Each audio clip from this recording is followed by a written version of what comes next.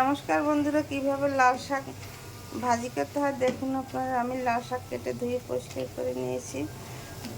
তারপর চিংড়ি মাছ বেছে নিয়েছি, পেঁয়াজ রসুন কেটে নিয়েছি।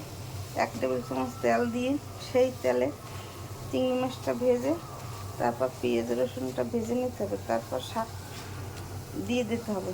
শাক দেওয়ার পর কিছু কাঁচামরিচ ভেঙে দিতে হবে। কাঁচামরিচ ভেঙে দিলে একটু কম ঝাল হয়। তারপর আধা চামচ হলুদের গুঁড়ি, আধা চামচ লবণ দিয়ে ঢাকনা দিয়ে কিছু সময় ঢেকে রান্না করলে লাল শাক ভাজা হয়ে যায়।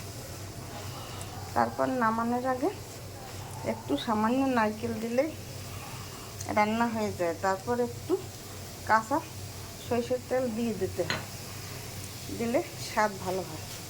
আমার লাল শাক ভাজা রান্না করা তৈরি হয়ে গেছে। দেখুন, দেখতে কত সুন্দর হয়েছে, কি সুন্দর, খেতে খুব চমৎকার লাগবে। এইভাবে আপনারা লাল শাক ভাজি করে খেয়ে দেখবেন, খেতে দুর্দান্ত টেস্ট হবে। সামান্য উপকরণেই রান্না হয়ে যায়। আমার লাল শাক ভাজা তৈরি হয়ে গেছে। আপনারা এরকম ভাজি করে খেয়ে দেখবেন, খেতে অনেক সুস্বাদু লাগবে। আমার চ্যানেলটিকে লাইক কমেন্ট শেয়ার করে পাশে থাকুন। ধন্যবাদ, থ্যাংক ইউ।